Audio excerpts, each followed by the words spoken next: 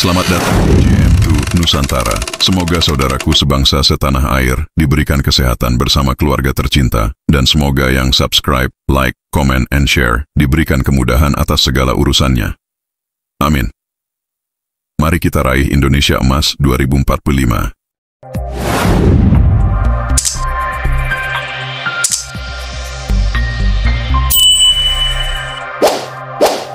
Sebenarnya betulkah sih nggak sambung nasab Ba'lawi ini? Betul Pak, nasab Ba'lawi ini tidak tersambung, dan saya sering ditanya apakah bertanggung jawab nanti di akhirat. Saya katakan berulang-ulang, saya bertanggung jawab di akhirat bahwa Ba'lawi ini bukan turun Nabi secara ilmiah. Kalau misalnya kita mengikuti sesuatu yang tanpa ilmu, itu yang harus bertanggung jawab itu nanti di hadapan Allah. Wala taqfu ma laysa laka bi'ilmun. Jangan kau ikuti sesuatu yang tidak ada dalilnya. Nah, ini dalilnya banyak sekali. Itu kitab saya itu sampai berapa itu yang menerangkan tentang Ba'lawi putus. Ada kiai yang nggak mau baca kitab saya katanya. Kalau baca berarti udah tahu. Nanti kalau udah tahu katanya kita harus mengakui bahwa Ba'lawi bukan cucu Nabi gitu. Ada yang begitu. Makanya dia nggak mau baca katanya kitab saya itu. Kalau yang tidak bisa baca kitab bahasa Arab, baca bahasa Indonesianya. Banyak bahasa Indonesianya. Saya mengarang pertama menakar kesahihan nasab Habib di Indonesia. Kemudian terputusnya nasab Habib di Indonesia kepada Nabi besar Muhammad SAW. Kemudian saya juga menulis tentang buku membongkar skandal ilmiah nasab dan sejarah Ba'lawi. Saya juga menulis buku kronik perjalanan ilmiah Imaduddin Usman. Terakhir nanti saya akan mencetak buku jawaban terhadap buku 500 halaman Hanif Alatas. Ini mungkin dalam beberapa waktu lagi akan segera terbit. Itu sudah hampir 700 halaman. Cuma kemudian terganggu oleh Kiai Suparman ini yang undang-undang begini nih sama Kiai Ageng. Saya udah 2 bulan tidak kemana-mana. Saya gunakan untuk menulis itu. Selain untuk menghindari hal-hal yang tidak diinginkan demi lancarnya pelantikan Bapak Presiden kita Prabowo Subianto dan Wakil Presiden Bapak Gibran Rakabuming Raka. Setelah tanggal 20 selesai dilantik, saya langsung berangkat ke Banyuwangi besoknya. Kemudian saya mendengar pengumuman itu, bukan besoknya, pas hari dilantiknya itu. Saya mendengar pelantikan pengumuman menteri-menteri itu pada malam hari itu di mobil juga. Nah, itu sebagai komitmen saya bahwa kajian saya ini bukan untuk mengacaukan keamanan negara, karena saya sangat mencintai negara saya, negara Indonesia ini. Saya sangat mencintai Nahdlatul Ulama. Saya juga bukan untuk memecah belah antara sesama warga NU. Tidak ada itu. Kenapa itu ada yang setuju, ada yang tidak? Ya, dalam setiap hal baru pasti ada yang setuju, ada juga yang tidak setuju. Itu hal-hal yang biasa saja. Kemudian kenapa harus keliling? Apa sebahaya itu? Bagaimana narkoba? Tadi sudah dijawab oleh Kiai Suparman bahwa antara dua kejelekan itu kadang-kadang bahayanya sama, jadi tidak bisa dibanding-bandingkan begitu. Kok kenapa katanya Kiai Imad tidak peduli kepada judi online? Ya, saya tidak mempunyai kapasitas untuk membahas judi online, memberantas judi online kan. Itu Pak Polisi kan sudah menangani judi online. Bahkan katanya ada diklat-diklat supaya masyarakat tidak terjebak pada judi online. Nah, kalau saya bisanya baca kitab kuning, yang saya lihat ada manfaatnya untuk masyarakat, yaitu masalah nasab Ba'lawi. Kenapa? Karena ini ada kaitan Dengan apa? Dengan tradisi kita mencintai zuriat Nabi. Takut masyarakat saya nanti akan ada yang dibodohi oleh orang-orang untuk kepentingan pribadi mengaku atas nama zuriat Nabi. Jadi bahaya sekali ketika ada yang ngaku-ngaku zuriat Nabi, kita biarkan begitu saja, karena kita sudah di akhir zaman. Imam Mahdi itu kata Nabi min itrati, dari itrah keturunan. Maka ulama mewajibkan kepada kita, siapapun yang ngaku keturunan Nabi wajib diverifikasi, dan siapapun yang mengaku keturunan Nabi dan terbukti bukan keturunan Nabi wajib kita batalkan. Dan saya ingin tambahkan satu hal, kita akan melakukan safari se-Indonesia, se-Nusantara. Nanti di kampung-kampung di tingkat provinsi kita akan mengadakan musyawarah, sampai tingkat nasional akan ada musyawarah alim ulama tingkat nasional yang mengusulkan bahwasanya siapapun yang mengaku sebagai anak keturunan Nabi dan tidak terbukti termasuk dalam penodaan agama. Setelah ada munas alim ulama dan sudah ada keputusan bersama, maka dengan bekal hasil keputusan itu kita bisa melakukan pemidanaan terhadap Bani Pa'ali. Tepuk tangan dulu. Kalau pembuktian nasab itu harus berdasarkan kitab sezaman, maka pembatalannya juga harus pakai kitab sezaman. Kata beliau begitu. Yang kedua, bagaimana tanggapan Kiai Imad tentang ini? Yang kedua, tes DNA kok harus J1? Sedangkan Wali Songo kan tidak semua J1. Tapi Gus Budi sudah mengakui Wali Songo banyak juga yang J1. Sudah ngakui juga ya. Berarti yang lebih mendekati keturunan Nabi bukan Mbah Alwi, Pak. Wali Songo berarti kan sudah mengakui ya. Dan hari ini jangan mengambil permisalan kepada Syekh Qadir Al-Jailani, karena sudah ada kerajaan Maroko yang resmi keturunan Nabi, kerajaan Yordania resmi keturunan Nabi, dan haplogrupnya J1 semuanya. Pembandingnya begitu. Selanjutnya, ketiga, jalur nasab Wali Songo kok pindah-pindah sampai 5 kali pindah. Bagaimana tanggapan Yai Imad? Jadi satu-satu tuh nanti kita bacain. Pertama, kalau pembuktian harus pakai kitab sezaman, maka pembatalan harus pakai kitab sezaman. Kedua, tentang J1 DNA, dan ketiga, jalur nasab Wali Songo kok pindah-pindah. Monggo. Kalau misalnya yang mensahihkan harus kitab sezaman, berarti yang membatalkan harus kitab sezaman. Ini nasab Alawi tidak bisa dibatalkan oleh kitab sezaman. Kitab sezaman yang dimaksud itu zamannya Ahmad bin Isa, yang disebut di dalam kitab-kitab nasab punya anaknya 3, yaitu Muhammad, Ali, dan Husain. Tidak ada nama Ubaid. Enggak ada kitab sezaman yang mengatakan tidak ada yang bernama Ubaid.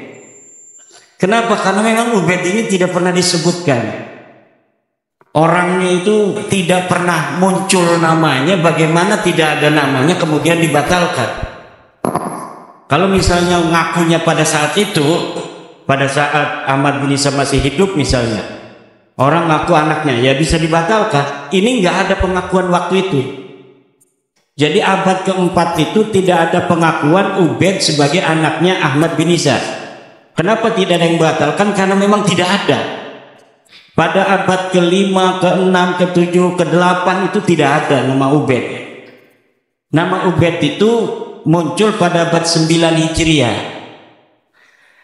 Pada abad 9 Hijriah itu ketika Ali bin Abu Bakar As-Sakran menulis mereka keturunan Nabi, itu dia nulis sendiri bahwa banyak yang tidak percaya kepada dia.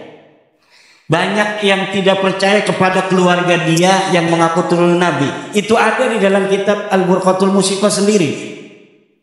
Apa yang dikatakan oleh Ali As-Sakran? Bahwa itu orang-orang hasud dan iri dengki, tidak percaya kepada mereka sebagai turunan Nabi. Itu jadi ketika mereka mengaku itu, dia mengakui bahwa banyak orang yang tidak mengakui pengakuan dia. Itu kitab sezamannya itu. Kitab sezamannya itu ya kitab Al-Burqatul Musiqah sendiri. Dia yang mengaku sendiri, tapi dia juga meriwayatkan adanya orang-orang tarim yang tidak percaya kepada nasabnya dia itu. Makanya ketika disebutkan ijma pada zaman Syekh Yusuf An-Nabhani abad ke-13, itu tidak bisa disebut ijma karena ijma itu ada syaratnya. Syarat ijma itu sebelumnya tidak boleh ada perbedaan pendapat. Di dalam kitab Ushulul Fiqh karya Abdul Wahab Khallab dikatakan al-ijma'u ijma'u kulli asrin idza lam yataqaddam alaihil khilaf. Apabila ada khilaf maka tidak bisa itu disebut ijma. Al-ijma'u ijma'un sahihun idza lam yataqaddam alaihi khilaf.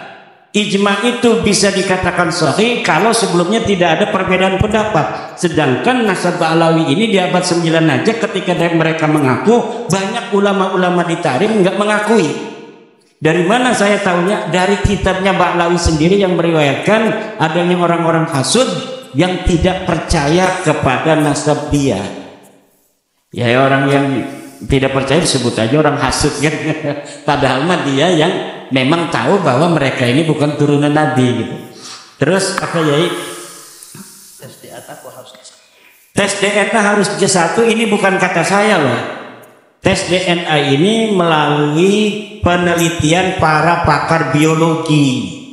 Saya itu hanya mengutip dari paper-paper para ahli biologi bahwa sudah diadakan tes DNA seluruh dunia.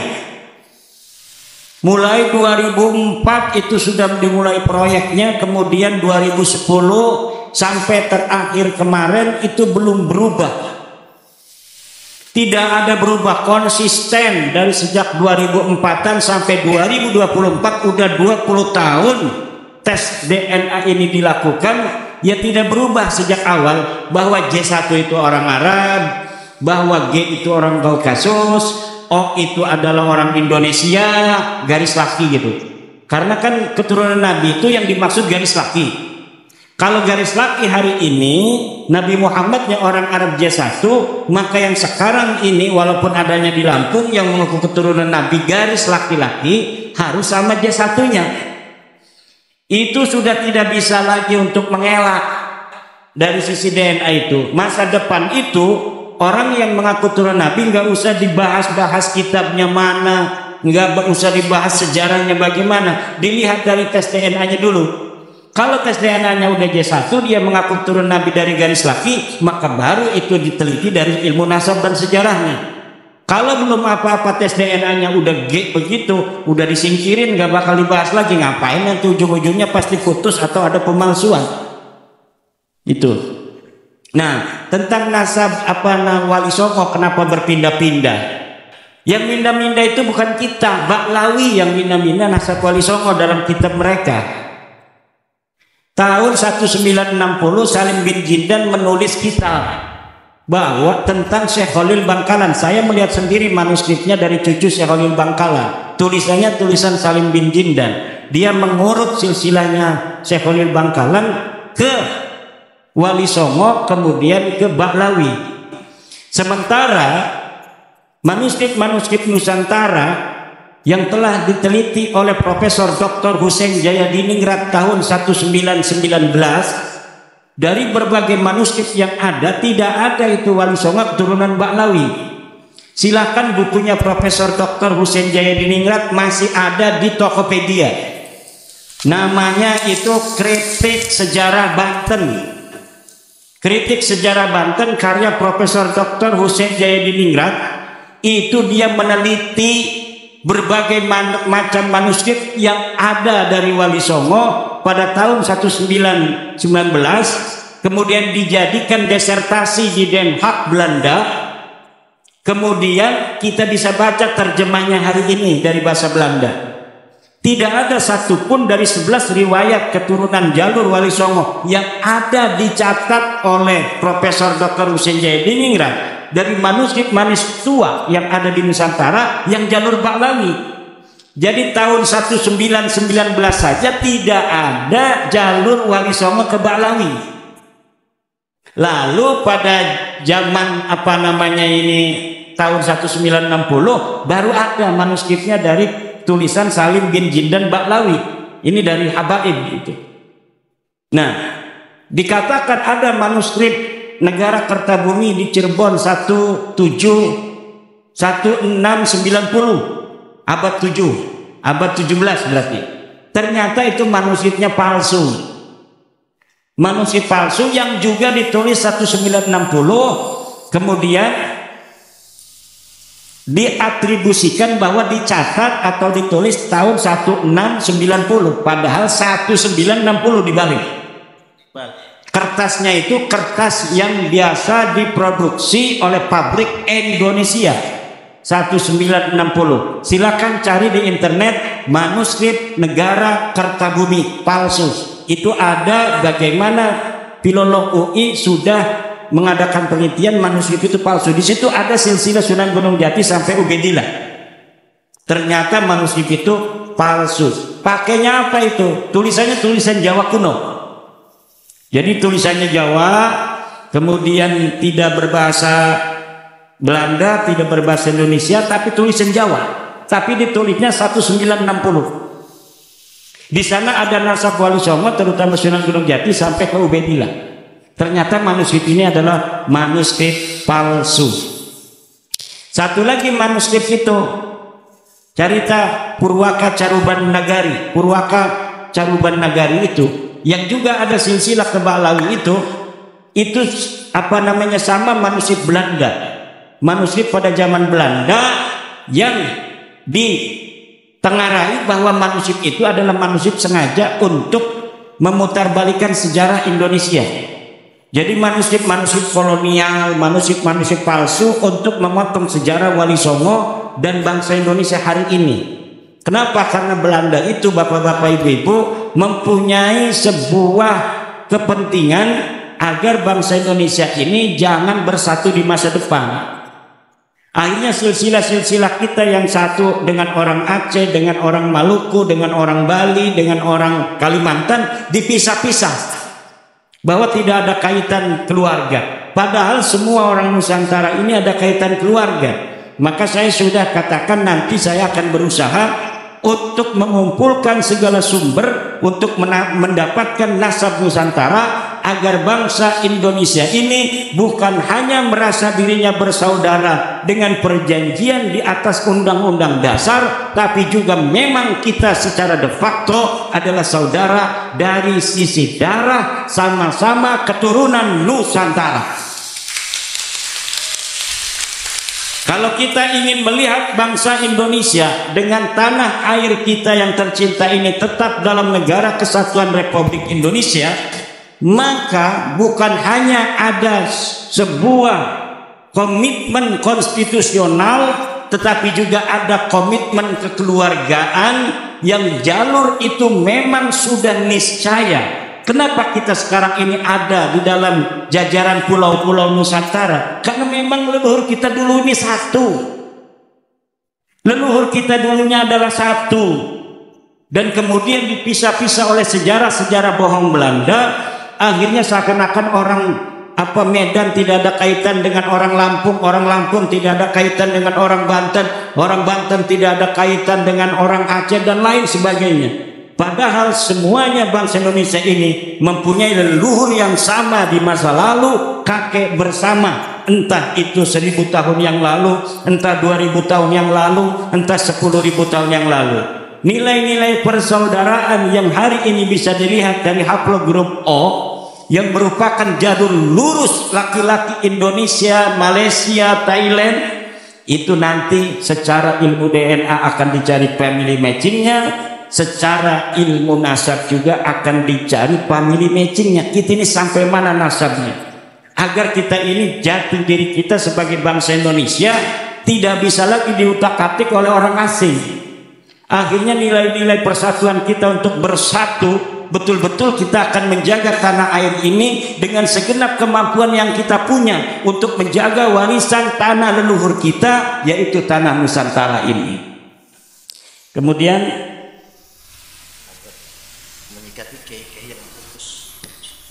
bagaimana menyikapi kiai-kiai masuk husnudon? Ya, husnudon itu sudah saya katakan, la ibrata bidzannil bayyini khata'u, tidak boleh dijadikan pegangan husnudon kalau sesuatu itu sudah nyata salah. Doraka hukumnya kita berhusnudon kepada sesuatu yang jelas salah.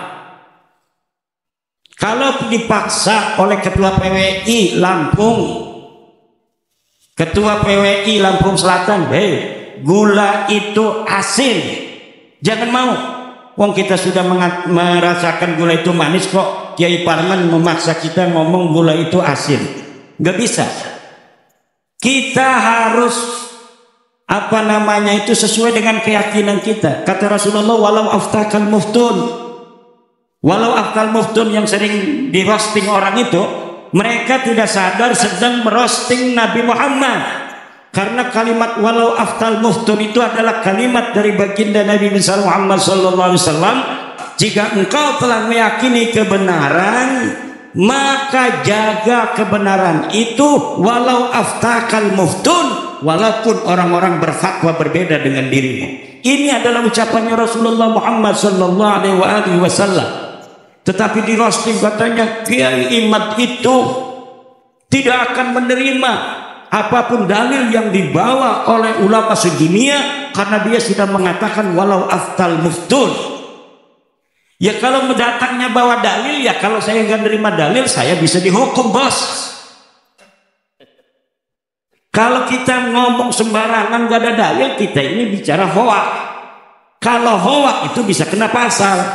Sekarang mana dalilnya yang mengatakan Ba'lawi itu turun Nabi? Ayo kita adu dalilnya. Kalau tidak berarti Anda yang menyebarkan hoax selama ini. Tapi kenapa Kiai Suparman belum melaporkan orang yang nyebarin hoax? Enggak tahu, tanya sama Kiai Suparman. Kalau saya sibuk ngajar ngaji, nggak bisa lapor-lapor kemana-mana.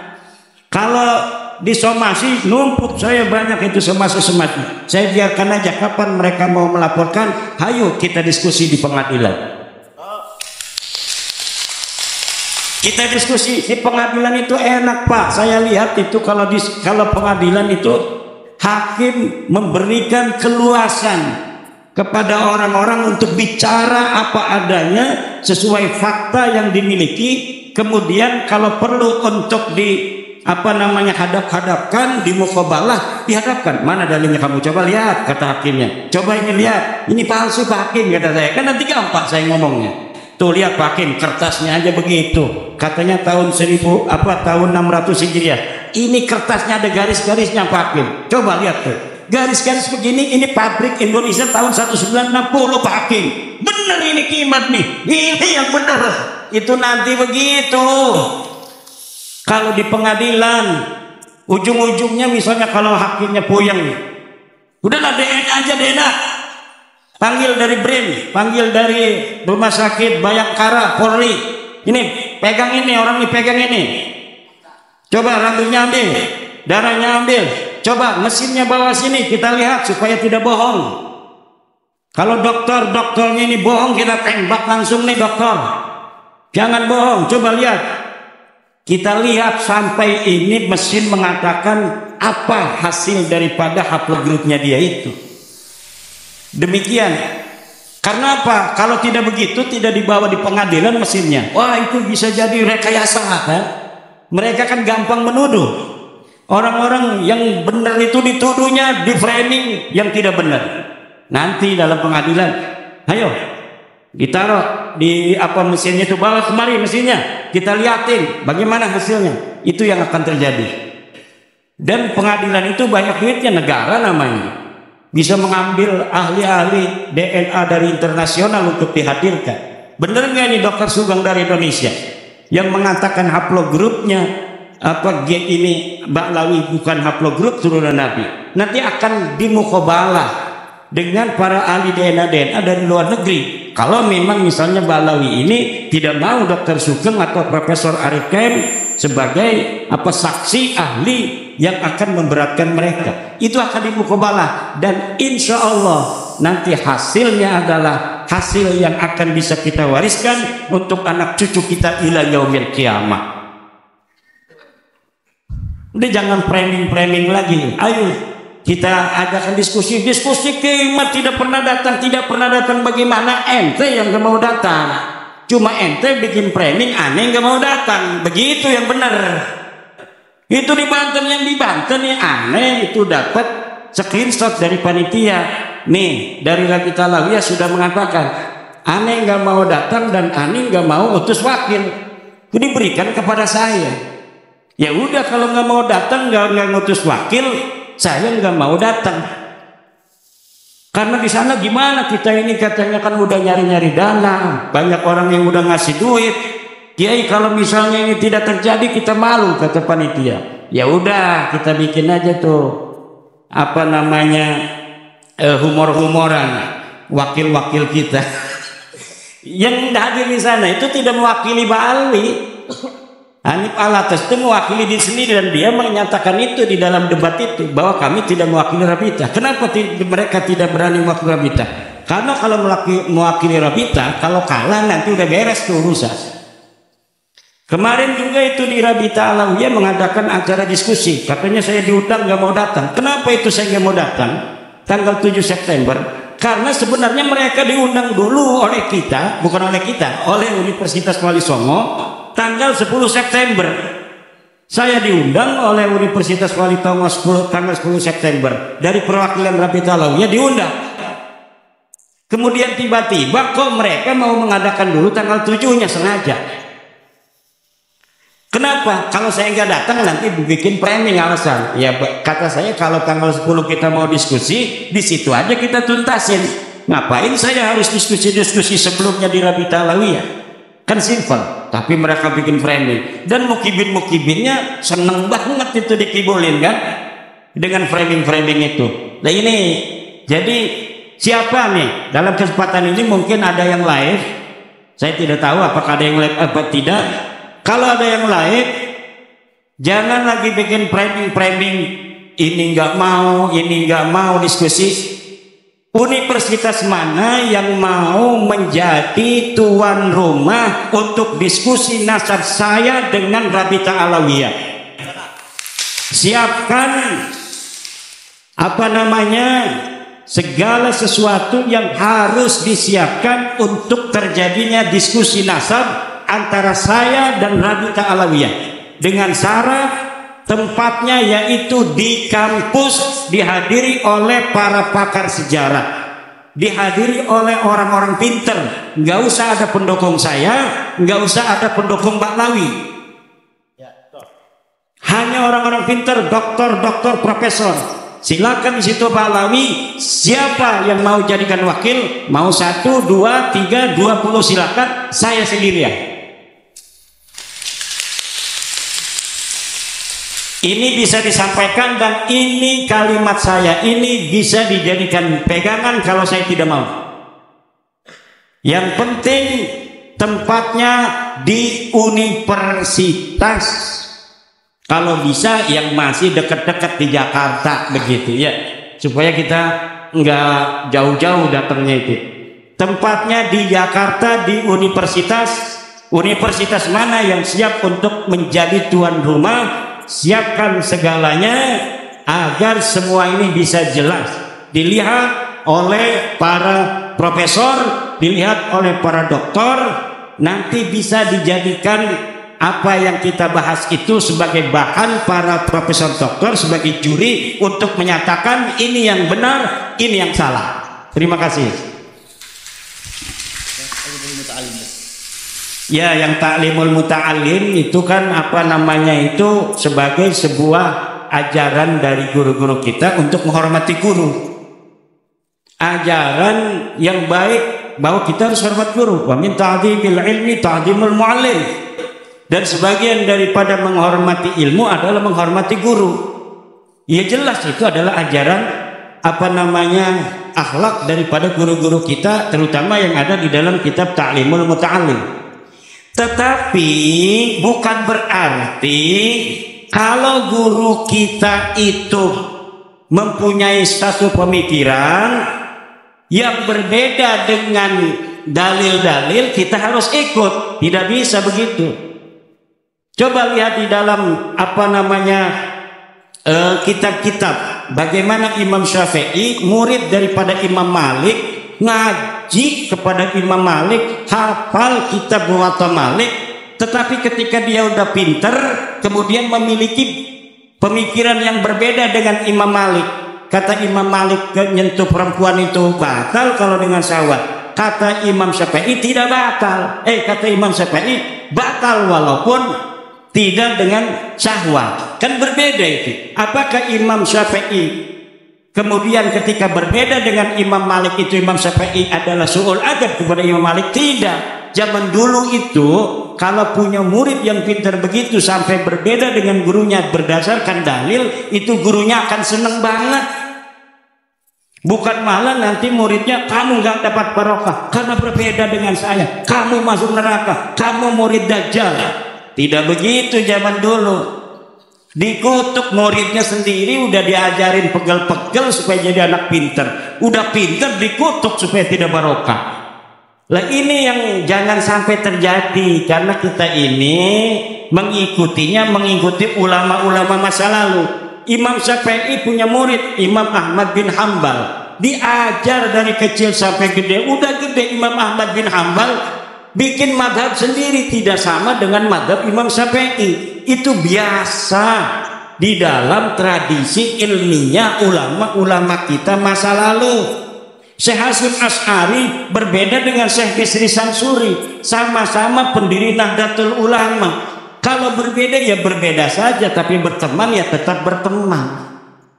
Begitu pula Syekh Hasyim Asy'ari berbeda dengan Hadratus Syekh Mas Kumambang misalnya tentang kentongan. Kata Syekh Hasyim Asy'ari kentongan tidak boleh untuk sholat. Kata Hadratus Syekh Mas Kumambang boleh. Ya saling menghormati saja walaupun berbeda. Syekh Hasyim Asy'ari sholat berpuasa tidak boleh, tapi guru saya Syekh Tubagus Hasuri bin Thahir Al-Bantani mengatakan boleh. Ya, ketika kita melakukannya dengan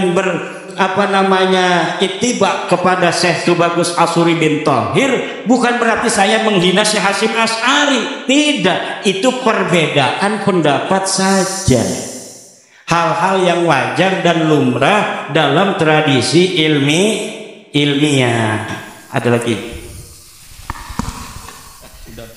yang jelas, kalau penetapan itsbat nasab harus dengan kitab sezaman, maka pembatalan nasab juga harus dengan masa sezaman. Pengakuan palsu itu ada.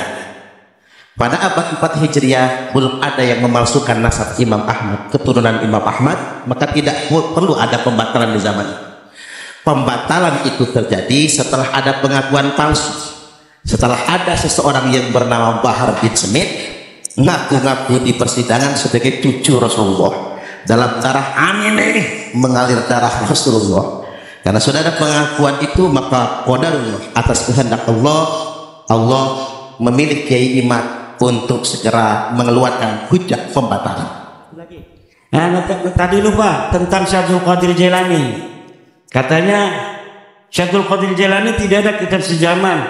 Ada kitab Syaikhul Qadir Jailani, sosok keberadaannya itu faktual, empiris. Ada orang yang sezaman, Ibnul Jauzi yang wafat 590, itu mengarang kitab namanya Al-Muntazam. Dalam kitab Al-Muntazam itu dia menyebutkan sosok seorang ulama besar yang namanya Syekh Abdul Qadir Al-Jilani. Jadi Syekh Abdul Qadir Jilani betul-betul sosok yang historis sebagai ulama pada masanya. Jadi Syekh Ibnul Jauzi ini mendapati satu masa hidup dengan Syekh Abdul Qadir Jilani, seperti saya hari ini satu masa dengan Syekh Suparman Abdul Karim. Saya mencatat dalam kitab kronik Batal kronik perjalanan ilmiah Imaduddin Usman, nama Kiai Haji Suparman Abdul Karim. Dapat diverifikasi. Oh betul nggak sih di Lampung itu dulu ada ulama pegagah pemberani kayak Gatot Kaca namanya Kiai Haji Suparman Abdul Karim. Ada orang mengaku keturunannya tahun 3000 di Lampung ini. Saya keturunan Syekh Suparman Abdul Karim. Pas diteliti, coba ada dalam kitab orang Banten katanya, kitab kronik perjalanan ilmiah, dicari, benar tuh ada tuh. Kan Kiai Imaduddin ini hidupnya tahun 2024 masih hidup dia. Nah, ini sama dengan masa hidupnya Kiai Suparman Abdul Karim. Coba ada nggak Kiai Suparman? Ada. Kiai Imaduddin beberapa kali pernah di Lampung dan dia itu datang ke rumahnya Kiai Suparman Abdul Karim. Ini ada fotonya, ada wajahnya. Coba yang aku turunan Kiai Suparman itu tahun 3000 itu mirip nggak? Mirip, putih-putih semua. Iya benar nih, putih-putih karena Kiai Suparman ternyata putih orangnya. Masya Allah. Ini siapa di sampingnya? Ini Kiai Mustafa. Mana turunannya? Ini. Oh pantas ada ireng gitu.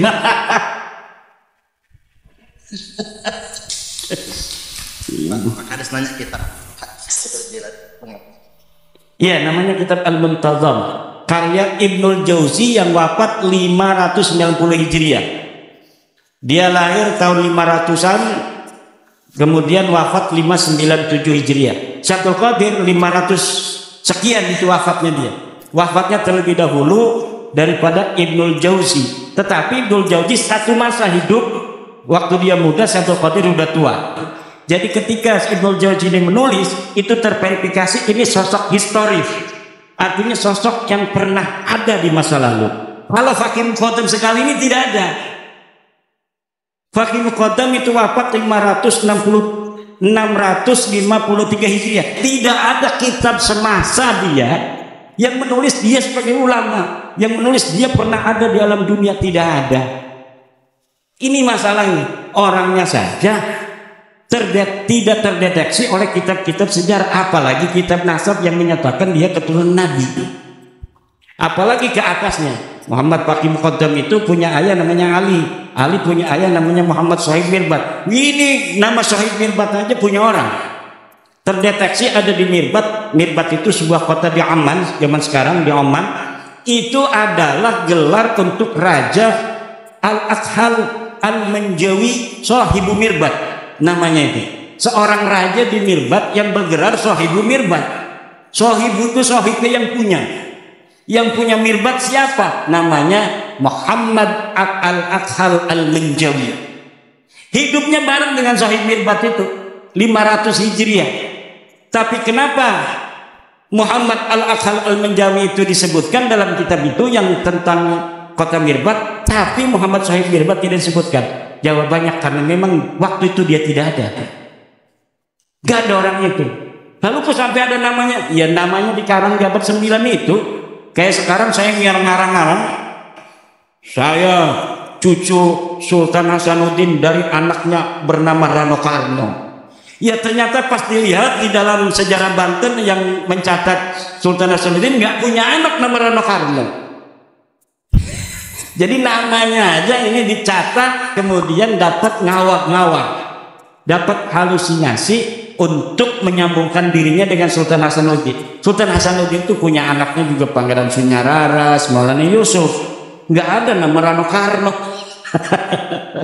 Jadi namanya ini hasil penciptaan. Nah, saya mendeteksi ada beberapa nama secara ilmiah dari silsilah Balawi yang tidak ada orangnya. Satu Ubed. Ubed ini tidak ada orangnya. Ubed punya anak namanya Alwi katanya. Nggak ada juga orangnya. Alwi punya anak namanya Muhammad. Nggak ada orangnya. Muhammad punya anak Alwi lagi, nggak ada orang. Alwi punya anak namanya Ali Qoli Qasam, nggak ada orangnya. Ali Qoli Qasam punya anak namanya Muhammad Sohib Mirbat, nggak ada orangnya. Muhammad Sohib Mirbat punya anak namanya Ali, nggak ada orangnya. Ali ini punya anak namanya Fakih Muqaddam, Muhammad bin Ali Fakih Muqaddam. Kalau ini walaupun tidak ada dalam sejarah, saya husnudon. Nah, husnudon aja. Kenapa husnudon? Karena dari Abdurrahman As-Segaf itu hanya 5 nama. Abdurrahman As-Segaf punya anak Maula Dawila punya ayah Ali Sohibud Darat, Ali Al-Ghayur, Ali Sohibud Darat, Faqih Muqaddam. 5 nama. Jadi kalau 5 nama itu orang-orang zaman sekarang pun banyak yang bisa nginget-nginget kakeknya 5 orang. Jadi husnudonnya begitu, orangnya ada gitu. Karena orang sekarang pun banyak yang masih ingat 5 kakeknya walaupun jarang. Kebanyakan itu yang ingat itu 3 nama loh kakek itu. Kalau udah 5 itu jarang, tapi masih ada. Masih ada orang yang ingat apa kakeknya 5 nama itu masih banyak, walaupun kebanyakannya tidak. Makanya hanya husnuzonnya hanya karena itu, hanya karena orang kampung saya aja masih ada yang ingat nama kakeknya 5 ke atas. Kalau mengenai nama-namanya tidak ada sama sekali itu. Tidak ada yang meriwayatkan pernah ada di abad ke-6 itu orang bernama Muhammad bin Ali Faqih Muqaddam. Apalagi dengan keramat-keramatnya yang kemudian diciptakan pada abad 9, itu tidak ada. Terima kasih. Ya, terima kasih. Udah capek semua ya. Saya komentari 2 lagi. Yai Imad menyatakan kalau ada manuskrip yang menyambungkan Wali Songo silsilah nasabnya ke Ba'alwi, maka bisa dipastikan itu manuskrip palsu. Kemudian yang terakhir, Yai Imad sudah mendeklarasikan dialog di tempat yang netral, yakni di kampus, boleh di UIN Jakarta atau yang paling enak UIN Wali Songo.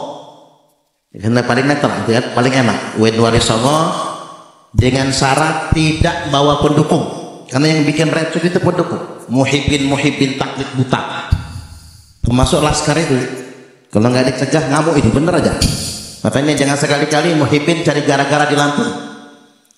Sudah ada ketua PWI Kang Gambus tadi yang diancam mau dipecahin palaknya, maka yang ngancam langsung dikontak oleh Komandan Propos Laskar Sardilah tuh Bagus Jasmin, diajak duel 1 lawan 1. Akhirnya jawab, nggak gitu Mas Bro, kata dia. Lagunya mau mecahin pala orang.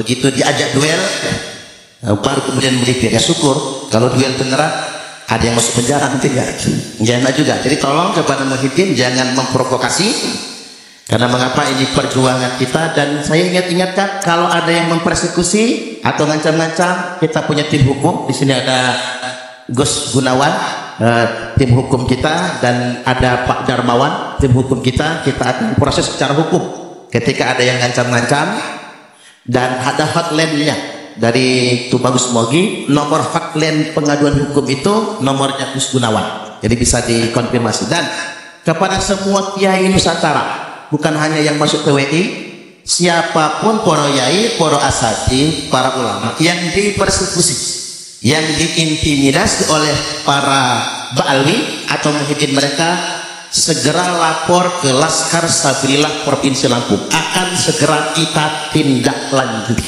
Sebenarnya baik, demikian santri sudah pada tidur, mak sudah pulang sebagian, karena ngaji kita serius. Kita nantikan Yai dialog nasional, mudah-mudahan dialog itu difasilitasi pemerintah, didanai pemerintah, antara Yai Imad dengan Ba'alwi di tempat yang netral tanpa membawa pendukung, dan mudah-mudahan ada solusi terbaik. Dan terakhir saya katakan, apa yang dilakukan Yai Imad adalah dalam rangka menjaga kemuliaan nasab suci Rasulullah Sallallahu Alaihi Wasallam. Kita menjaga marwah Nabi, kemuliaan Nabi, dan kemuliaan dzurriyyat Nabi. Jadi apa yang kita lakukan ini demi kemaslahatan kita dan umat di masa yang akan datang. Demikian apa yang kita kaji pada kesempatan kali ini. Mudah-mudahan kita semua bisa saling memahami. Wallahul muwaffiq ila aqwamit thariq. Wassalamualaikum warahmatullahi wabarakatuh.